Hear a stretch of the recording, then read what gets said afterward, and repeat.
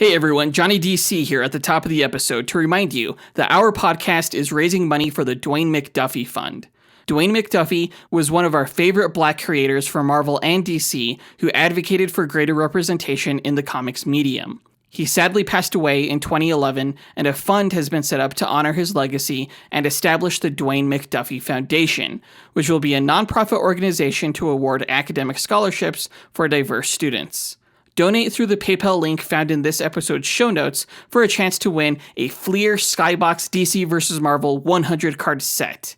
We're accepting donations until June 20th, at which point we will donate the entire amount to the fund's GoFundMe page. All donations are made public on our social media accounts. Learn more at our website dynamicduel.com and click on articles. On with the show.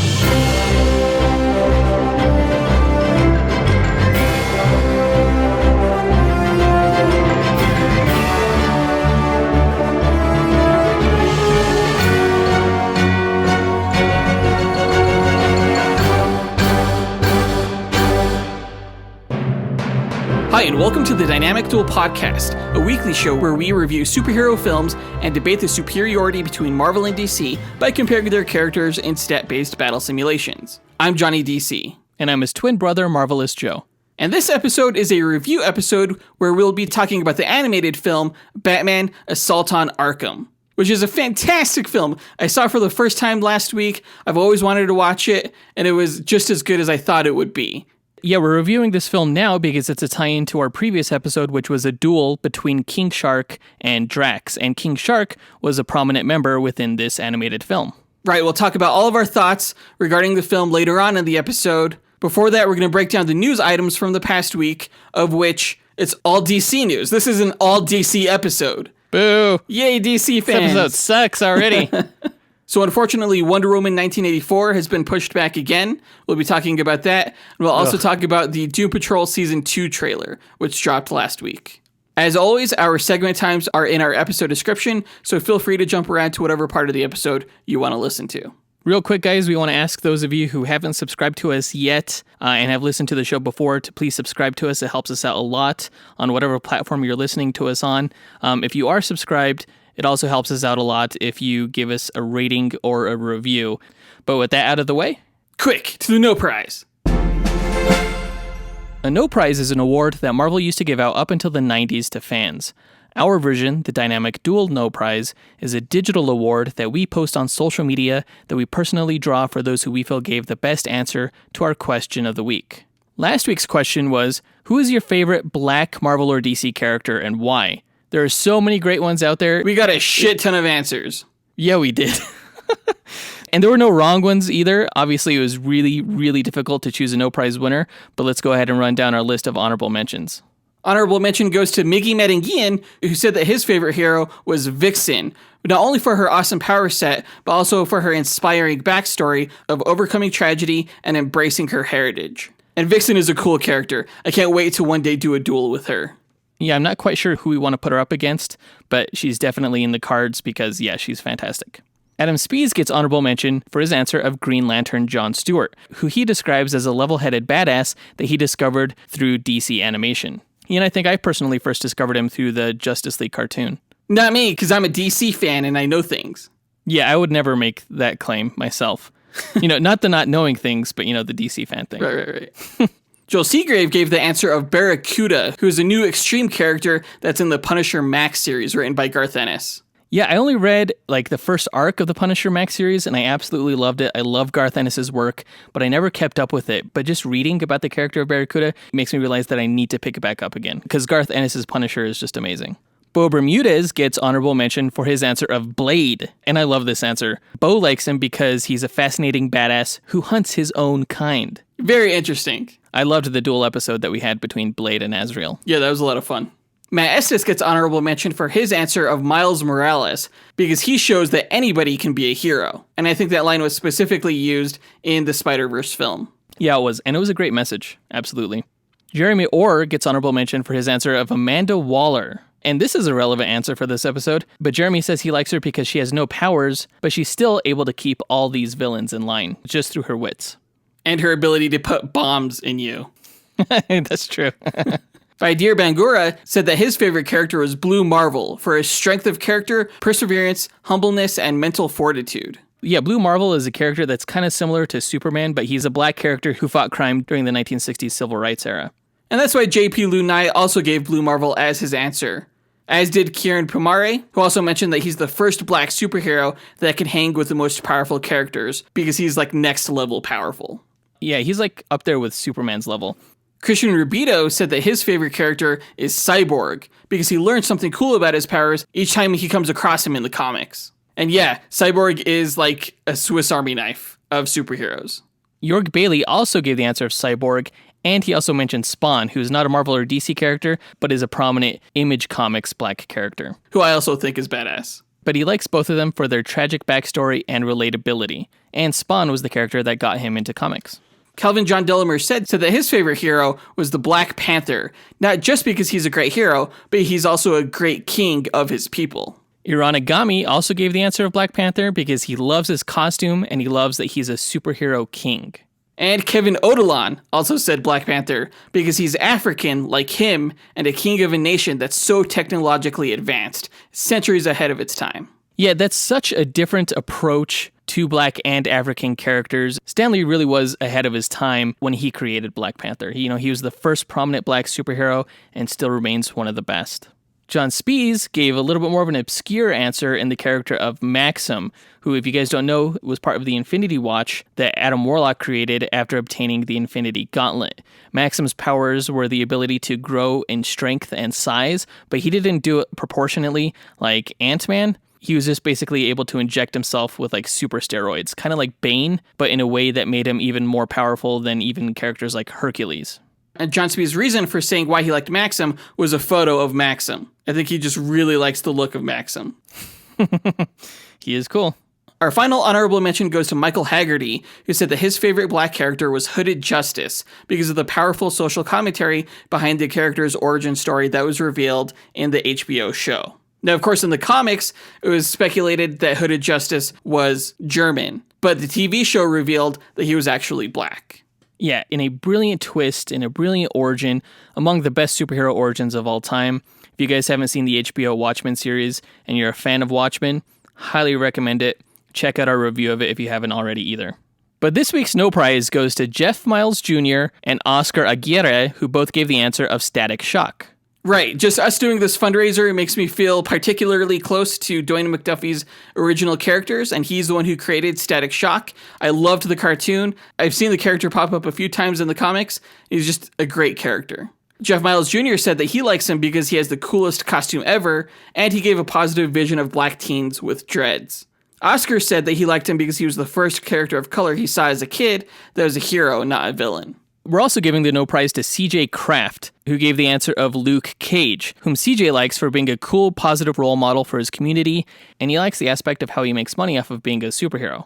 And being that there were so many great answers for this No Prize, I chose CJ Kraft's answer as the winner because Luke Cage is also my personal favorite black superhero. So congrats once again to Jeff Miles Jr., Oscar Aguirre, and CJ Kraft for winning this week's No Prize. If you, the listener, want to win your own No Prize, stay tuned to the rest of the episode when we'll ask another question of the week. And now that that's done, on to the news.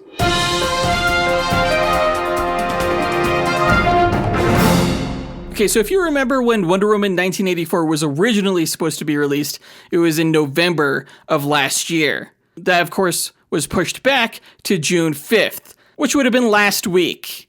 Of course, none of us have seen the film yet because the release date was pushed again to August 14th due to the coronavirus pandemic.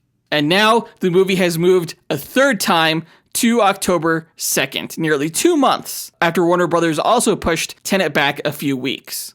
Now, I'm not sure why Tenet moving a few weeks requires Wonder Woman to move back 2 months, but yeah, it kind of sucks. Yeah, it really sucks. I thought we were done talking about pushed back release dates for superhero movies this year, and I really hope this is the last time talking about it again. This comes as a pretty big surprise to me, I think, also because I've heard that movie theaters will be opening up in early to mid-July for Tenet. Yeah, so why did Wonder Woman get pushed back? It's so weird. It's so bizarre. And what's ironic is that Wonder Woman's initial release date last November was moved to a summer date because Patty Jenkins said she felt like it was more of a summer release. And then yet here we are with Wonder Woman back to being an autumn release again. Of course, that's all due to the circumstances, but, if the movie was going to end up being released in the fall anyway, it would have been nice if they would have been able to just keep it at its original November date. Right. Now, of course, early October, when Wonder Woman 1984 will now be released, is also when the Joker film was released last year. And not only did that go on to make over $1 billion, but also won an Oscar. So I think Warner Brothers is kind of realizing that that's probably a good date to release a film. So it has that going for it in terms of its release date. But who knows if that period of time will still be as profitable considering the pandemic, considering people may not want to go to the movie theater. Considering that Black Widow comes out just a month later and is going to heavily bite into Wonder Woman's profits. Oh, really? I didn't even realize that. Yep. There's no way Black Widow would take out Wonder Woman. Wonder Woman's going to make way more money than Black Widow. Are you joking right now? I'm sorry, what? Is that a joke? Is that some kind of sick joke? No. Obviously, Black Widow is going to make more money than Wonder Woman. Obviously. It's Marvel. Oh, wait, because it's Marvel? Yeah, exactly. No. People loved the first Wonder Woman movie. They love Gal Gadot. They also love Black Widow. If you think Black Widow holds a candle to Wonder Woman as a character in the public consciousness, you are very wrong. This coming from the guy who thought that Batman v Superman was going to make all the money in the world and it didn't even crack $1 billion. You don't know what the hell you're talking about. I know Wonder Woman 1984 is definitely going to break $1 billion. It has to. It's not the if sequel. Black Widow comes out a month later. Are we going to place a wager on this? Oh, bring it. Okay, all right. $20? $20 it is. Handshake through the Zoom call? Sure, All virtual right. handshake. Virtual handshake. But are we setting like a cutoff time? Is it like the first 2 months? The theatrical box office full. We're not going to know the results of this until both movies leave theaters. All right, you better remember, because I want my $20. $20 is on the line. I'll remember. I win all of these bets that we've ever had. Just remember that. No, you don't. I don't even one have I remember the lost? last one we did. But I'm pretty sure you didn't win. Oh, I know I did, and I think you still owe me money. Actually, I do remember paying you that, so we're good. So moving on to other news, the first trailer for Doom Patrol Season 2 has been released. And it is just as bonkers and somewhat surreal as Season 1. So I'm curious, Joseph, as someone who has not seen Season 1, what were your initial impressions of this trailer? I don't know, just that it looks weird. And it seems a little bit unapproachable to someone who hasn't seen Season 1 of the show. I think a lot of people are just going to tune all the weirdness out and not watch the show. And your reaction, honestly, is not too surprising, because I think that's how most people who aren't familiar with Season 1 will react. That being said, I hope that doesn't deter people from watching Season 1, because Season 1 is really, really good. I think next to Watchmen, this is probably DC's best television show that's ever made. And I don't doubt that, no. I'm afraid that instead of piquing people's curiosity, though, it'll just deter them. But I myself am actually really looking forward to start binging Doom Patrol Season 1 so that I can finish it by the time we have to review Season 2 in August. I don't know how many of our listeners have HBO Max yet, but if you don't have it, there's a free trial that you could get for it. I would definitely recommend watching Doom Patrol Season 1, especially if you're a DC fan, especially if you're a Grant Morrison fan and just sort of his wacky ideas. The show is definitely top-notch. And the trailer gets me really excited for Season 2. Now, the trailer itself kind of gives away a big spoiler in saying that Niles Caulder, played by Timothy Dalton, was the one who created the Doom Patrol as experiments for studying methods of immortality so that he himself could outlive his daughter, Dorothy, who will debut in this season. Now, why is he trying to outlive his own daughter? I imagine he's trying to protect her because she is a very, very powerful character in DC Comics. She essentially has the ability to make any character she imagines come to life. Oh, that's interesting. But she's also part chimpanzee. She's part ape woman. You'll understand why if you watch Season 1. Okay. But once the trailer kind of sets up the premise of this new season, we get a breakdown of each of the Doom Patrol members, starting with Negative Man. Yeah, I like Negative Man. I never really knew much about him prior to our duel episode that we had between him and Cyclops, but I really like his power set and I'm really interested in seeing how they portray his particular superpowers. Yeah, he's a really tragic figure. I mean, all of these characters are. But the show does a really good job, I think, with him in particular when it comes to like accepting who he is. After him, we get Elasti-Woman, who seems to be attempting to control her powers in a way that'll make her more heroic, kind of like Cyborg. And I love April Bowlby as Rita Farr. She is a fantastic actress. She's just perfect for the role. Yeah, it seems she really loses herself in the character. As does Diane Guerrero, who has to lose herself in 64 characters because she plays Jane, a character with 64 different personalities. And it comes across as annoying in the trailer. It did for the season 1 trailers as well. But in the show, she's just so invested as the characters, as an actress, that she totally sells it. No, I don't think it looks annoying. I think it looks pretty cool. I really want to put Crazy Jane in a dual episode against Legion one day. That would be cool. I want to see that. I want to see Dorothy go up against Franklin Richards, too. Oh, Franklin Richards would stomp. Oh, you think so, huh? Yeah. You would be wrong. We get some glimpses of Jane's personalities before it goes to Cyborg. Now, how does this version of Cyborg compare to Ray Fisher's version that was in the Justice League movie? Is it better or worse? It's better. It's definitely better. This version of Cyborg, he's sort of the straight man, but he also, has a lot of guilt and like a post-traumatic stress disorder over causing the death of his mother and the accident that forced his father to transform him into Cyborg. And it looks like he gets some upgrades in this season. We get to see some pretty sweet arm cannons in this trailer. Do you wish that Cyborg was more a part of the Titans show as opposed to Doom Patrol? Yes. Yeah, I mean, he fits in here sort of as like the outside guy who's kind of like, why are you guys so crazy? And you kind of need that as like an audience surrogate. But no, I think I would prefer to see him in the Titans show for sure. And lastly, we get to see Robot Man, who's voiced by Brendan Fraser, though Brendan Fraser does make a few appearances as Clifford Steele in the show. And he just does a fantastic job. He's one of my favorite characters. We get to see him punch out a rat. And you'll get to see in season 1 why he has a poor relationship with rats. Yeah, I don't know too much about Robot Man, but I know that we are going to be doing a dual episode around the time that season 2 debuts, where we're pitting Robot Man against the Thing from the Fantastic Four.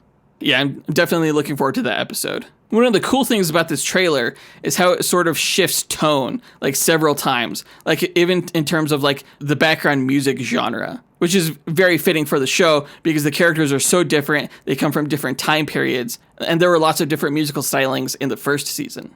One of my favorite moments in the trailer is when Elastigirl is trying to use her power to set up a disco ball, and she just doesn't have control yet. But just seeing the cast of characters that are there, including like Flex Mantello, I can't wait to see these characters again on screen. They're so much fun.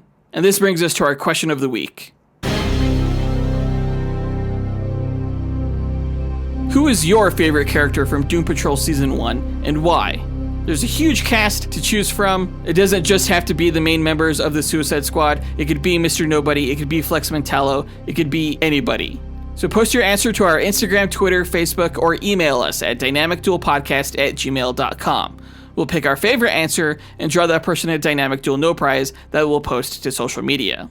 Yeah, hopefully I start recognizing who some of these characters are from your answers now that I'll begin binging season 1 later on this week. Yeah, you'll have to binge a lot pretty quick. There's, I think, 15 episodes in the first season, and season 2 starts on June 25th next week, and it's launching with 3 episodes out the gate. So that's a lot of Doom Patrol for you. Yeah, it's most likely I'll be binging season 1 and season 2 up to the point of our review. It'll be good times. It'll be good times. That does it for the news for this episode, guys. Let's go ahead and get into our main event where we review the 2014 DC animated film, Batman: Assault on Arkham.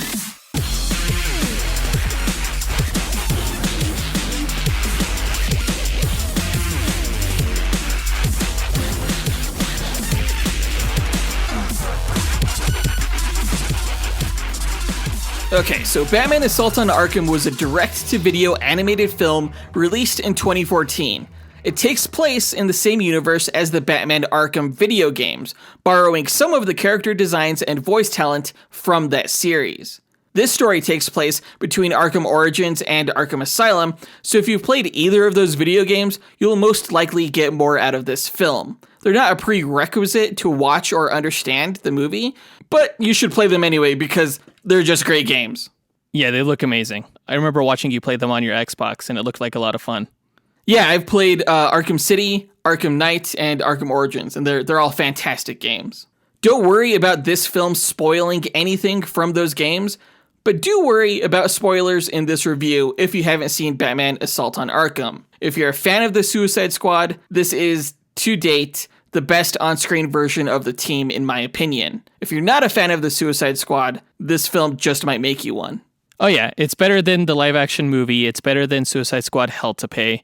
The film really highlights the reasons why I think Warner Brothers even wanted to do a live-action version of this team. Because the Suicide Squad itself, as a concept, has a certain cool factor that is definitely apparent in this movie that a lot of other DC properties just don't have. And I think that's why it's such an essential property for DC.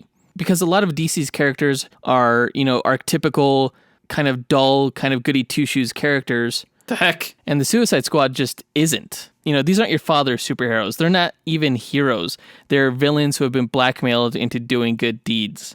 And it's such an out there concept. And Marvel has something similar in the Thunderbolts, but it's not quite like this. Like the Thunderbolts are either deceptively good or actively trying to be good. They're rarely, if ever, obligated to do good for the sake of their own survival, Yeah, I agree. The Suicide Squad is definitely something special in the DC wheelhouse. And it helps that DC has like a never-ending supply of suck-ass villains. What the fuck? To just supply these missions with, just as fodder. I love it. Jeez. I wouldn't say suck-ass. I wouldn't use that word. But maybe C-list? Yeah, that's fair. Now, the film is named Batman Assault on Arkham, but if you're expecting a Batman film, you may be disappointed. I just saw this for the first time a few days ago, and I'd always heard that the Suicide Squad was in it, but I was surprised that the team was the star of the show, primarily the characters of Deadshot and Harley Quinn. Now, both of those characters appear in the games, so they don't have much of a backstory in this film, and they don't really need it. Like, Deadshot has a daughter, Harley Quinn is crazy. You get the gist of the Suicide Squad cast within the first 6 minutes of the film, and an opening that's very reminiscent of David Ayer's live-action Suicide Squad film starring Will Smith and Margot Robbie, with their names written on the screen introducing the characters. Yeah, with like a brief clip of who they are. Yeah, exactly. Now, of course, Assault on Arkham came out first, and it's pretty well known, as you mentioned, that Warner Brothers used this film as a testing ground to greenlight the live-action film, so it's probably no big surprise that the live-action film borrows some elements from Assault on Arkham. And I wish it would have borrowed more, because Assault on Arkham, again, is the superior film. Which is surprising because the film is somewhat unconventional story-wise, in that it's not a standard hero's journey. There aren't really any arcs in the film, and most of the characters are static. Like, there's no enlightenment or self-betterment to be had by any of the Suicide Squad members. The film is shallow, sure, but it gets away with it because its characters are so interesting, and the pacing, for the most part, barrels forward with lots of twists and action. Yeah, it's very much a heist film. In heist films, you don't necessarily need a whole lot of character development because it's more of a plot-driven story. Yeah, you're right. I think one major thing this film has over the live-action Suicide Squad film is that it's a heist film. At least, that's what you're led to believe for a majority of it. The team is told they have to break into Arkham Asylum to steal a flash drive belonging to the Riddler. And actually, Assault on Arkham was what I thought the live-action Suicide Squad film was going to be when we got the first trailer for it. I had heard rumors that Amanda Waller was going to send a team into Arkham Asylum to capture the Joker because he knew Batman's secret identity, which Amanda Waller wanted because Batman was able to defeat Superman, but things went wrong and the Joker escaped. And now I understand that those ideas came from this film. That would have made such a better live-action movie story than what we got. Absolutely, hands down. When it's revealed that the heist was a ruse set up by Amanda Waller and the real mission was to kill the Riddler, that's when the film kind of falls apart for me. Like, it doesn't make sense. Like, why is killing the Riddler in Arkham a suicide mission? Yeah, and why was it like a ruse? Why the deception? Why couldn't she just send them in to kill the Riddler? Why did she have to pretend like they were going in after a flash drive? Right? I mean, these are criminals. They have no problems killing somebody, as we've seen from this movie. I also wonder why Amanda Waller couldn't recruit villains that are already in Arkham, so she didn't have to break anyone in. Like, she seems to have, quite a bit of authority over America's jails, apparently.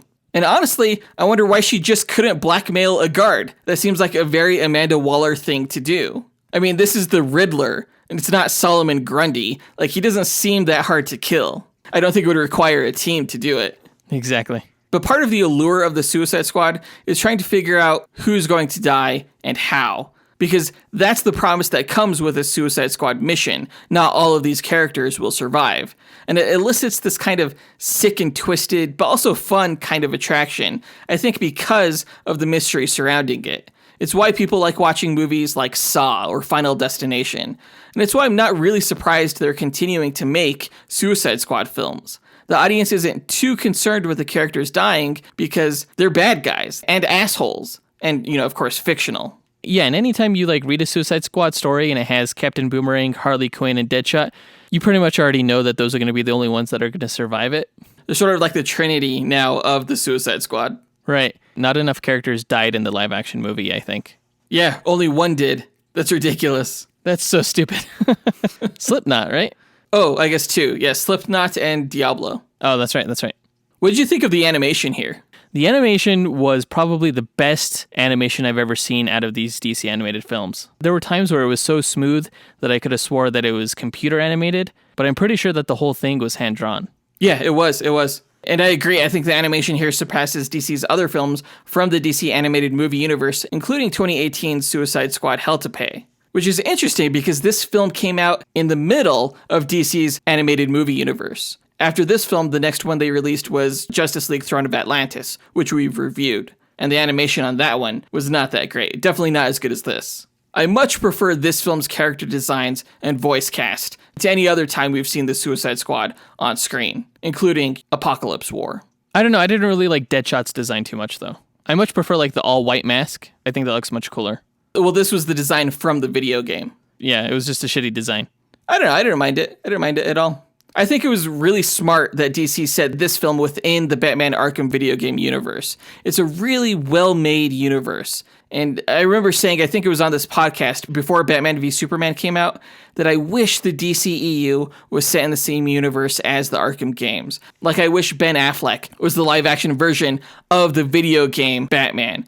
Well, I mean, that's an interesting idea, but we do know that Ben Affleck's Batman was heavily inspired by the Arkham video games, especially the way the warehouse scene was filmed in BVS. And I definitely saw that influence within the Batman's fight scenes in this animated movie as well. Because they were just both so hard-hitting, so extreme, so efficiently paced and well choreographed. It was amazing to watch. It was just super badass. I've never seen Batman kick ass the way he kicked ass in this movie. Yeah, there are definitely some seminal Batman scenes in this film. Let's get into the character breakdown, starting with the team members of Task Force X, then moving on to the others. So with an ensemble cast of characters this size, it can be difficult to determine who the protagonist is, but if I had to choose, I'd say it's Deadshot, who's voiced by Neil McDonough, only because he's the leader of the Suicide Squad and is the one who makes the difficult, irreversible decisions. That's usually a good indicator of who the protagonist is. He's the most well-behaved member of the squad because he chooses to be for his daughter. These missions get him one step closer to seeing her. So the more everyone cooperates, the easier and smoother the missions can be. And that's his whole motivation. That's the character in a nutshell. And this isn't his first rodeo. He mentions early in the film that he's done this before. So he's the one who communicates with Amanda Waller and gives a lot of the orders and speaks for the team to characters like the Penguin. He's the straight man of the squad, which you kind of need in a cast with such strong personalities because the audience needs some kind of surrogate to relate to. You could probably say his personality is somewhat boring, especially compared to the others. But in that sense, Neil McDonough was the perfect choice, I think, to voice the character, because you don't really see him portray emotion too often as an actor, but he still has this strong presence, and it comes through in his voice. Like when he even had someone like the Joker second guess whether his gun was empty. Yeah, that was kind of bullshit. I feel like the Joker would know if his gun was empty or not. I don't know. I think he pulled it off. He has these suicidal tendencies, and that pops up a few times in this film. When he goes face to face with characters like the Joker or King Shark, just daring them to kill him. So a character like that, is bound to be pretty serious. Yeah, and to that end, I appreciate how they cast Will Smith for the live action film because it just naturally injected his own charisma into the role. I think my favorite Deadshot scene in this film was the dart throwing match between him and Captain Boomerang. Yeah. Captain Boomerang threw this weird backward dart toss, and Deadshot one-ups that with a 3-point ricochet bullseye. Captain Boomerang shows that he could do the same thing, but of course ricochets the dart towards Deadshot's head. And Deadshot just catches it and throws another bullseye like a badass before knocking Boomerang out with a punch.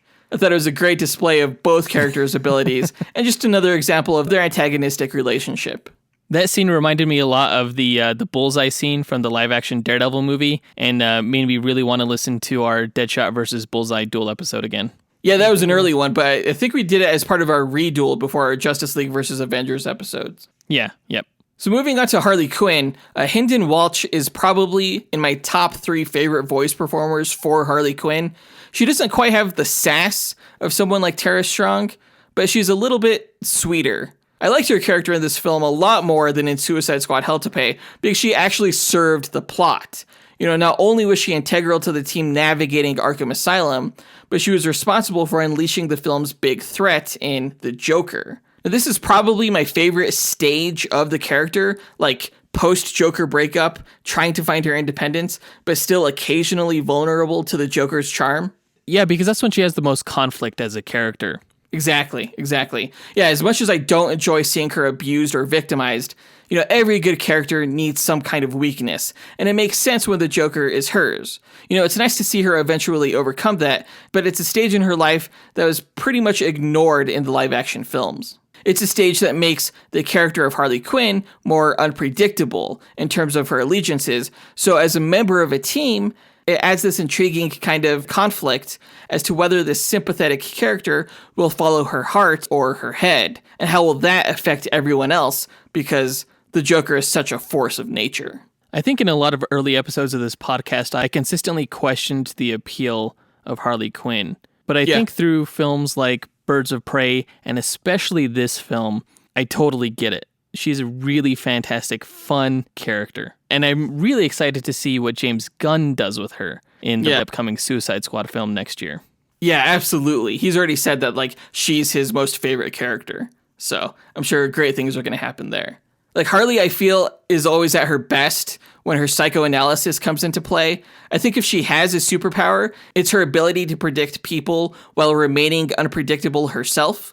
So my favorite scene with her in this film was when she surprised everyone with the reveal that she used to work at Arkham, while also revealing that Captain Boomerang has issues letting go. Yeah, I also like the reveal that she was using the team the entire time just to get to the Joker. And it's unclear whether or not she was telling the truth or not there, or whether or not she even knows if that was indeed her goal. I don't think she even knows what's going on in her head most of the time. Right. Yeah, she had to go back to him eventually because in the Arkham games, she is with the Joker. So if you're familiar with those games, you kind of saw that coming. One thing that this movie has that the other depictions of Harley Quinn don't, that I really love, is the mask and the costume.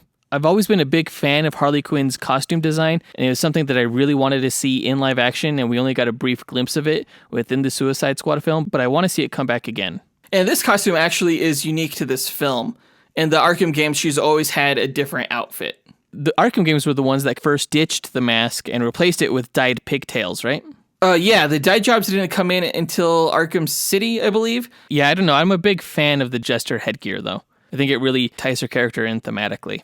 She had both the pigtails and the mask in this film, and I think she pulled both of them off equally well. Going back to Harley's relationships, she came onto Deadshot a little too hard, I thought, for someone who clearly still wasn't over the Joker, but I acknowledge it was probably the best way, story-wise, to create a conflict between Joker and Deadshot, since the final climactic fight was between them, and surprisingly, not between the Joker and Batman. There was some definite gratuitous sexuality within this movie. You wonder why it was necessary within the context of the film, other than, the sex scene between Harley Quinn and Deadshot. I don't think there was anything that was truly necessary. Why did Harley have to have her top off when the guard was coming downstairs? Right? Harley Quinn does get naked a couple of times in this film. They really didn't need that diversion. And why was Killer Frost topless in the body bag when she was just going to pop out and kill the morgue attendant anyway? Those are great questions that I don't have answers to other than the animators are a bunch of pervs. Speaking of Killer Frost, there have been a few versions of Killer Frost in the comics, and more than one has been a member of the Suicide Squad. This version is Louise Lincoln, and she doesn't come across as too powerful. She freezes a couple of people's faces, but that's mostly it. She relies on King Shark in this film to protect her. And it's kind of a sweet relationship that they have, but Killer Frost just kind of forgets about King Shark after he dies. There's just so much going on that she doesn't really get a chance to mourn him before she's killed by Bane. I did like her arc with King Shark early on in the movie, but again, yeah, they didn't really dwell on it too much. It just kind of like ended the moment that King Shark's head exploded, which it was a tragic moment. But this version of Killer Frost, I feel like they nerfed her because it seemed like she could only freeze things upon contact. And she couldn't like project her cold energy out. Yeah, exactly. She had to be touching something. And she's always been sort of like a heat vampire in that sense. But no, like in the comics, she can definitely shoot out ice and create ice weapons and stuff like that. My favorite scene with Killer Frost was the one you mentioned, how they brought her into the asylum in a body bag because her skin temperature was so cold that she scanned as a cadaver. I thought it was just a great use of her powers, I guess. When the doctor opened up the bag to begin the autopsy, she just surprised him, then froze his face and pushed him over so his head shattered. It was just so crazy. I was like, oh, damn. Yeah, that was hardcore. Very violent.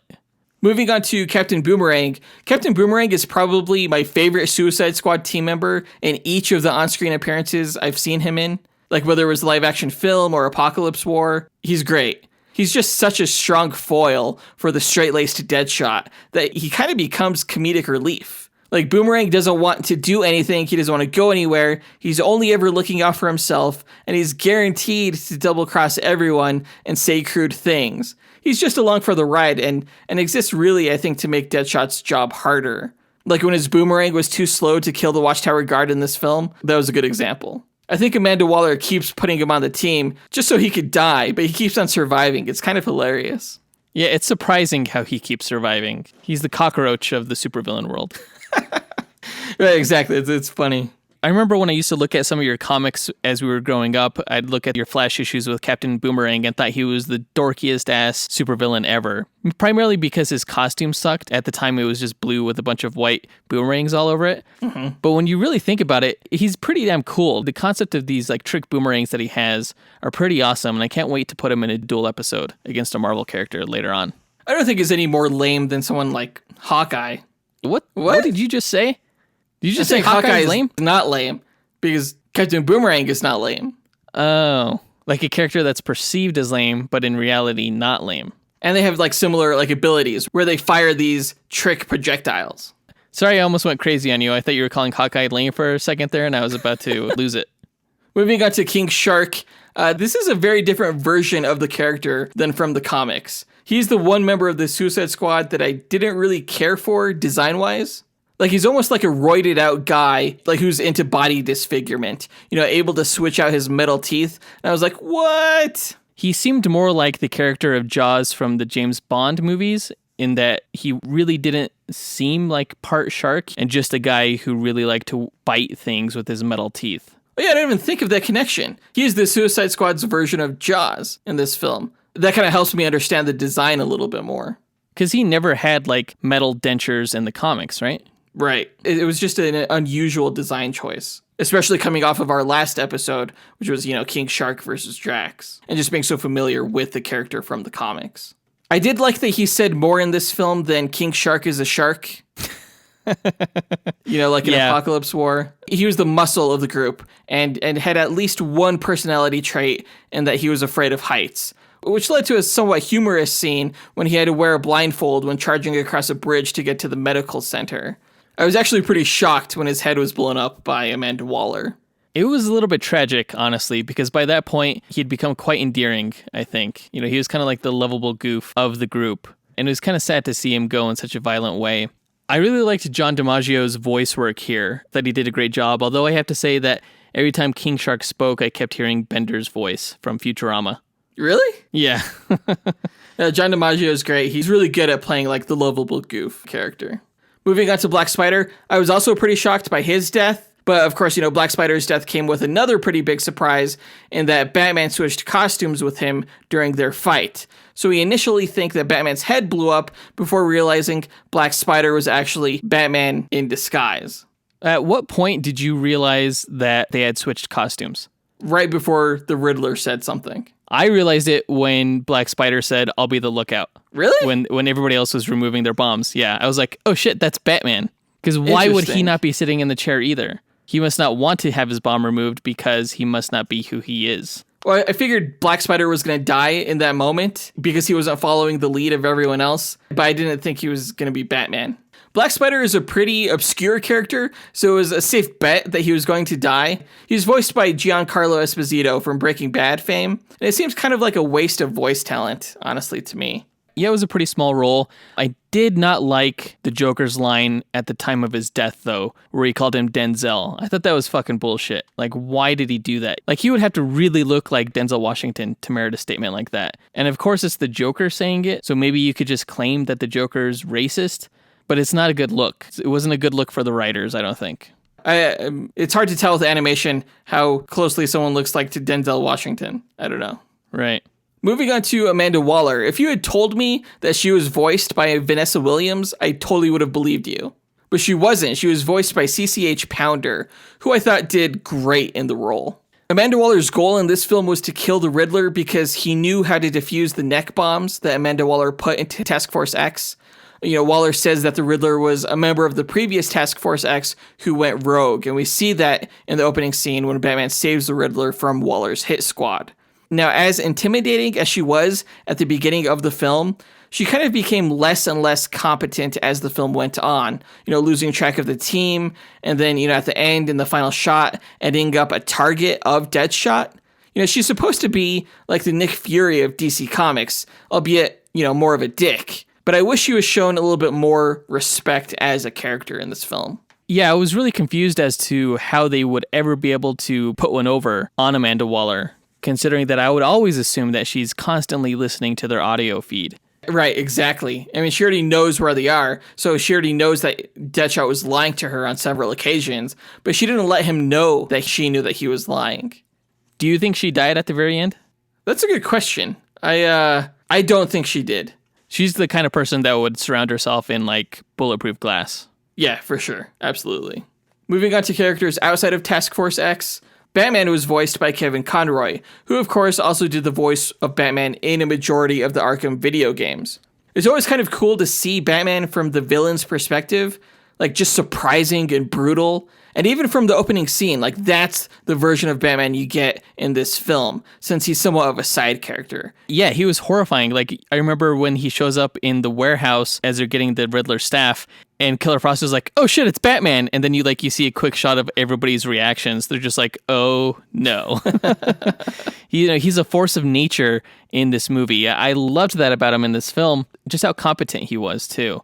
He immediately deduced that there was something going on at Arkham Asylum. And it's not often that you see that kind of quick detective work in other film iterations of the character.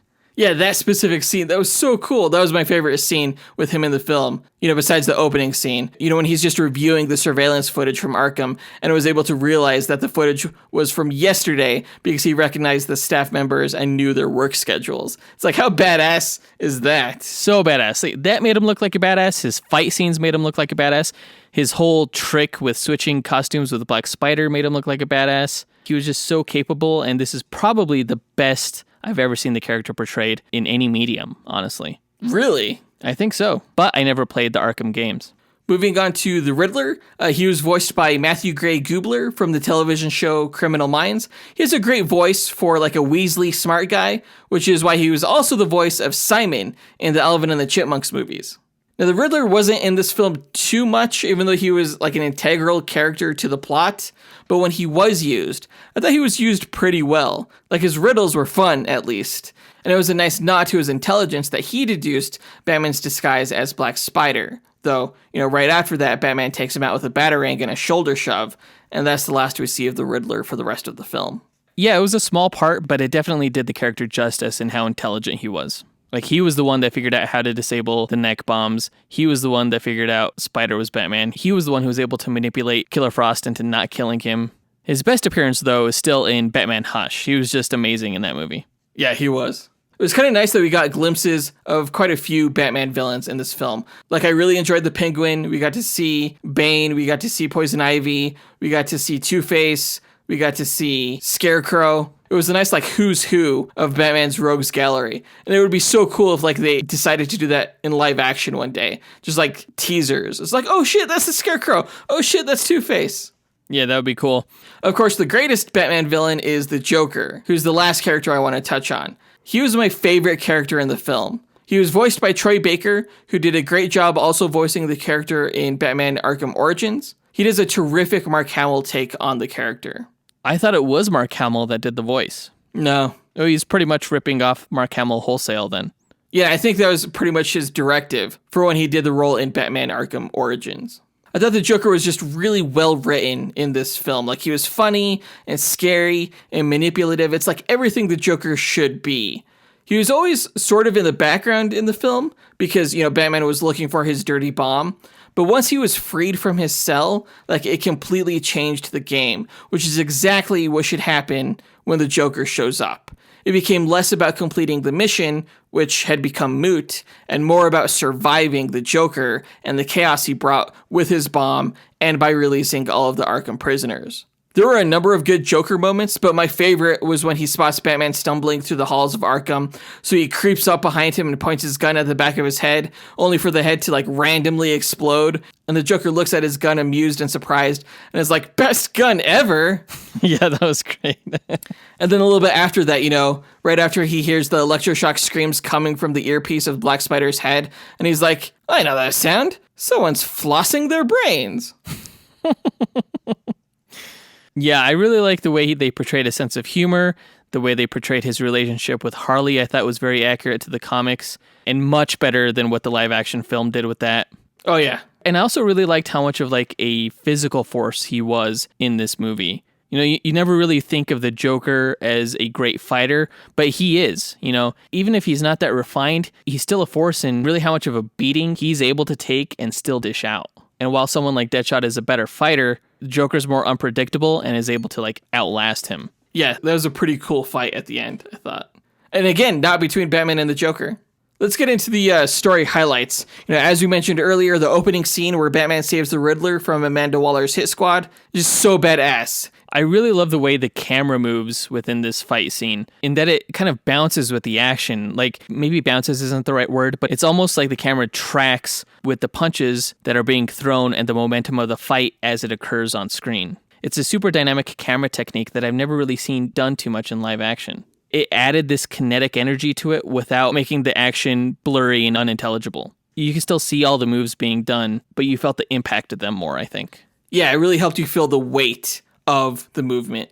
So right after this scene, Amanda Waller invokes Priority Ultraviolet to assemble a new Task Force X, and we get short snippets introducing the squad members. Killer Frost robs a bank and is caught by police. Police find King Shark bathing in blood in a hotel room with a bunch of dead bodies hanging from the ceiling, which was messed up. Black Spider stealthily kills a mobster under police protection, but is caught escaping. Captain Boomerang uses a food tray to defeat a would-be assassin in a prison lunch line. Yeah, I really like how Captain Boomerang's ability is not just to throw trick boomerangs, but also to be able to boomerang anything he throws, really. Yeah. Like the lunch tray returned back to him. Like, how does that happen? Just got to throw it at the right angle. I guess. It's all about the angles. We see KG Beast raid a U.S. military installation like an idiot, and he gets captured. Harley Quinn is watching cartoons in a halfway home when she bites off a staffer's ear for taking away her phone during a group session. And finally, Deadshot attempts a prison escape while being escorted from his prison cell, but he's drugged before he can get too far. The seven of them wake up locked in a room where Amanda Waller shows up, explains they're being inducted into Task Force X to retrieve a flash drive from the Riddler's cane in Arkham Asylum, which contains a list of past members of the covert task force. Successful completion of the mission will reduce their sentence time. Failure to comply means their heads will explode, a theory which KG Beast tests and gets his head blown off. Boom, team's down to 6. The team is gassed and they wake up in an airplane strapped to chairs, which are dropped out of the plane. That was a crazy scene. That was a crazy, and I love how Harley was the only one like not screaming and not panicking. There was just a lot of adrenaline in that free fall. Like, I felt it. Yeah, this whole thing was just really well directed. I like how Harley Quinn landed on her head, too. She was, like, laughing. She's like, it's okay, I landed on my head. The team travels through the sewers to avoid Batman, making their way to the Iceberg Lounge, where the Penguin gives them equipment and plans on how each of them can get into Arkham. Before they start their mission, Amanda contacts Killer Frost and gives her a secret special assignment, and Harley and Deadshot sleep together. Later that night, Batman captures Harley breaking into a doll store, and he interrogates Harley over where the Joker has hidden a dirty bomb that can kill half of Gotham City's population.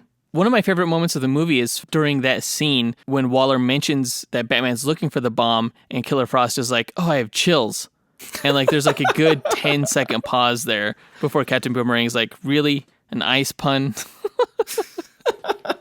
It's funny because like a lesser movie would have just let them get away with that, you know? Right. But the writing on this movie is pretty damn solid and a little bit more self-aware than most other films. The police show up and take Harley to Arkham. Deadshot, disguised as a police officer, walks her in, while Captain Boomerang, disguised as an EMT, brings in the quote-unquote dead body of Killer Frost.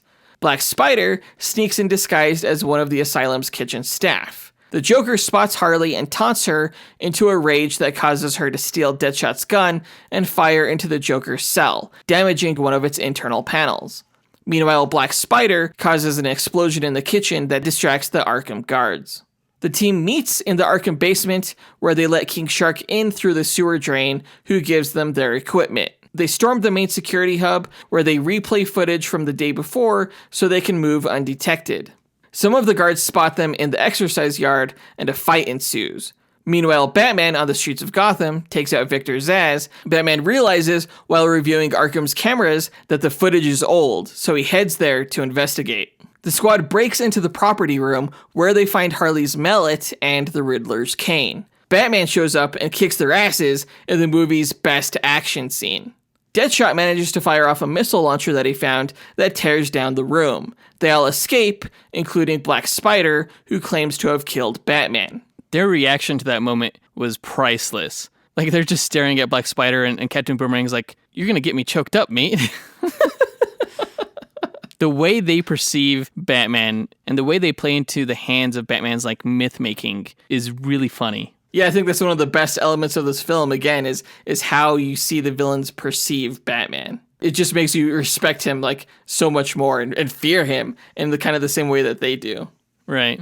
They realize that there's no flash drive in the Riddler's cane as Killer Frost sneaks off alone to kill the Riddler. As the Riddler reveals to her that he knows how to defuse the neck bombs, the Joker discovers the damaged panel in a cell and short-circuits some wiring behind it to escape. The squad reconvenes outside the medical center where they fend off a squad of police to break in. There, the Riddler applies electroshock diodes to each of the members except for Black Spider, who stands lookout. Their neck bombs are fried except for King Shark's, whose head explodes when Waller realizes what they're trying to do. Boom, team's down to 5. The Joker notices Batman stumbling through Arkham as his head explodes, revealing that Batman switched outfits with Black Spider. Boom, down to 4. And the Joker makes his way to the medical center as the squad fends off Batman. Batman takes out the Riddler just before the Joker shows up and sets off explosives, forcing Batman to escape out the window. The squad escapes, but are confronted by the Joker, who flees with Harley and reveals that his dirty bomb is in her mallet. Which, of all the places to put a bomb, like, you think that would be the worst place. It's something that, like, gets banged around a lot. Yeah, it doesn't seem like the most stable place, which might make it the most brilliant location, because no one would ever suspect it. Just crazy enough to work. The Joker frees all of the Arkham inmates from their cells, unleashing chaos. Deadshot, Killer Frost, and Captain Boomerang turn on each other, trying to get to a helicopter to flee the bomb's blast zone. I wonder why they turned on each other at that point, though. Like, why didn't they just use the power of teamwork that they learned during the course of this adventure? I don't have another answer other than they're villains? And they're assholes? Each one of them? The helicopter was brought by police to restore order to the asylum, and we get to see glimpses of villains such as Poison Ivy, Bane, Scarecrow, and Two-Face taking out police. Killer Frost is killed while trying to flee in a stolen cop car that Bane picks up and hurls into a hill, causing it to explode. Boom, down to 3. Deadshot shoots Captain Boomerang and throws him out of the helicopter as he escapes. Captain Boomerang doesn't die, but that's the last we see of him for the rest of the film. Just after Batman takes down Bane, he notices Deadshot escaping, but records multiple heartbeats coming from the helicopter. He summons the Batplane and goes after Deadshot, who's attacked by Joker with Harley. The helicopter crashes into a building, and Deadshot and Joker fight while Batman confronts Harley and defuses the bomb. Boom. Harley's out, one squad member left. After a deadly tussle, Deadshot knocks the Joker out of the building inside of the helicopter. In the final scene, Batman confronts Amanda Waller in her office, warning her to abandon Task Force X, but Amanda Waller dismisses him. The film ends with a red laser sight on Amanda and Deadshot taking aim several skyscrapers away with his daughter. That was a great ending. I really like that ending. Overall, I'm kind of glad that I waited to see this film after the live-action Suicide Squad movie, because if I hadn't, I would have disliked the Suicide Squad film much more than I already did. I thought this was a near-perfect Suicide Squad film. It had some head-scratching moments, for sure, but overall, with the action, the characters, the pacing, and the animation, I give this film 4 stars. Yeah, I would agree with that rating. It has nearly everything that you would ever want from a Suicide Squad film. The writing is extremely solid, with the exception of a few plot holes. I just remember having so much fun watching this film. It kind of makes me wish it was a video game, honestly. Like, if you had a Suicide Squad video game that was something like Marvel Legends, and you just go through Arkham Asylum and you get to play as each character, that would be cool. And like, when one of them dies, they stay dead. That would be awesome. That would be a really cool game. And then they just get subbed in with a new member of Task Force X. That would be cool. Yeah, I think for those people out there who are kind of like dreading a new Suicide Squad film due to their experience with the previous one, I think all they have to do is just watch this movie, and then they'll be super excited about James Gunn's upcoming film. Yeah, they'll understand the appeal. They'll see what it's supposed to be like. Right, exactly. Well, that does it for this review. If you guys have seen the film as well, let us know what you thought of it by reaching out to us via email at dynamicduelpodcast@gmail.com, or you can reach out to us via social media on Facebook, Instagram, or Twitter. Yeah, and you can find links to all of our social media profiles by visiting our website, dynamicduel.com, where you can listen to episodes of this show, read articles and transcripts of the podcast, and find links to bonus content that we offer on Patreon, and a link to our online shop where we sell merchandise with Jonathan's no prize artwork. Yeah, this week I will be drawing Killer Frost, and I'm not sure which version it's going to be yet. She's had quite a few costumes in the comics over the years. Yeah, it should be cool regardless. Guys, don't forget, this is your last week to donate to the Dwayne McDuffie Fund. Jonathan and I are closing donations off on June 20th, at which point we will be drawing a name from our list of donors to win the Fleer Skybox 100-card set of Marvel vs. DC trading cards. Again, any donation will make you eligible no matter how big or small. Just click the link within the show notes to go to this podcast's PayPal page. Our next episode will be a dual episode between Killer Frost and Human Torch, so look forward to that. In the meantime, please don't forget to share, subscribe, rate, or review our podcast on whatever platform you happen to be listening to us on. Yeah, big thank you to our executive producers of this show, Jace Crump and John Spees. But that does it for this episode, and we'll talk to you guys next week. Up, and away. True believers.